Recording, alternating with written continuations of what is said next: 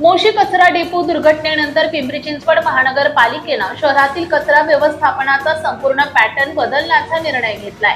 आयुक्त डॉक्टर विजय सूर्यवंशी यांनी कचऱ्याच्या विल्हेवाटीसाठी युद्ध पातळीवर नव्या नियोजनाला सुरुवात केली आहे। मोशी कचरा डेपोवरील अतिरिक्त ताण आणि त्यामुळे नागरिकांच्या आरोग्याचा निर्माण झालेला प्रश्न कायमचा मिटवण्यासाठी महानगरपालिकेनं आता 3R म्हणजेच रिड्यूस, रियूज आणि रिसायकल तत्वाचा अवलंब केलाय। संपूर्ण शहराचा कचरा एकाच ठिकाणी टाकण्याऐवजी आता विकेंद्रित पद्धतीने कचऱ्यावर प्रक्रिया केली जाणार आहे। शहरात एकूण 10 क्षेत्रीय कार्यालयांच्या हद्दीतच अत्याधुनिक आणि पूर्णपणे दुर्गंधीमुक्त कचरा प्रक्रिया केंद्रे उभारली जातील। ही केंद्रे निवासी भागांना त्रासदायक ठरणार नाहीत याची विशेष काळजी घेतली जात आहे।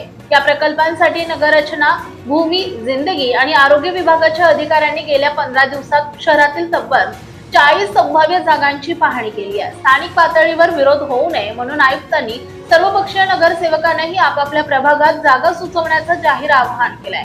विशेष म्हणजे हे सर्व प्रकल्प PPP म्हणजेच सार्वजनिक खासगी भागीदारी तत्वावर उभारले जाणार आहे, ज्यामुळे महानगरपालिकेवर आर्थिक भार कमी होईल। या संपूर्ण नियोजनाबाबत माहिती देताना महानगरपालिकेचे अतिरिक्त आयुक्त कुलदीप जंगम यांनी सांगितले की शहरातील कचरा व्यवस्थापनाचे विकेंद्रीकरण करण्यासाठी बायोगॅस प्रकल्प, प्लास्टिक प्रक्रिया केंद्र आणि सुका कचरा प्रक्रिया केंद्र उभारले जातील।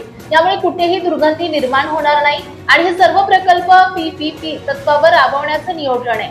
नवीन नियोजनानुसार केवळ कचरा नष्ट केला जाणार नाही, तर त्यातून ऊर्जा आणि पुनर्वापर करण्यायोग्य वस्तू बनवल्या जातील। ओल्या कचऱ्यापासून बायो CNG आणि सेंद्रिय खत निर्मिती केली जाईल, तर सुक्या कचऱ्यांमधील प्लास्टिकवर प्रक्रिया करून त्यापासून ऑइल किंवा पुनर्वापर करता येणार साहित्य तयार केले जाणार आहे। क्षेत्रीय स्तरावरील ही 10 केंद्रे सुरू झाल्यानंतर मोशी डेपोवर जाणारा कचरा तब्बल 70% कमी होईल, ज्यामुळे भविष्यातील मोठ्या दुर्घटना कायमच्या टळू शकतील। पिंपरी चिंचवडला स्वच्छ आणि पर्यावरण पूरक शहर बनवण्यासाठी महानगरपालिकेचे हे पाऊल अत्यंत महत्त्वाचं ठरणार आहे।